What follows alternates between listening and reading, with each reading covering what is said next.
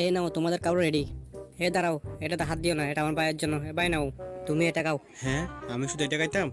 ওর ভাইকে ভালো ভালো খাবার দেওয়া হচ্ছে, আর আমার বেলা এটা। দাঁড়া, কিছু একটা উপায় বের করতে হবে। হ্যাঁ, বুদ্ধি পাইছি। হ্যাঁ, টিস্যু পেপারটা নিয়ে এইভাবে রাখতে থাকি যাতে চম্পা বুঝে এখানে কিছু দিছি আমি। এই তো চম্পা চলে আসছে, এখন দেখা যাক চম্পা কি করে। আম, আম, আম। দাঁড়াও, এই খাবারটা তুমি খাও, এটা আমার ভাই খাবে না।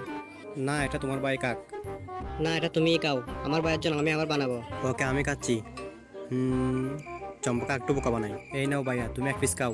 না, আমার ভাই খাবে না, এগুলো সব তুমি খাও।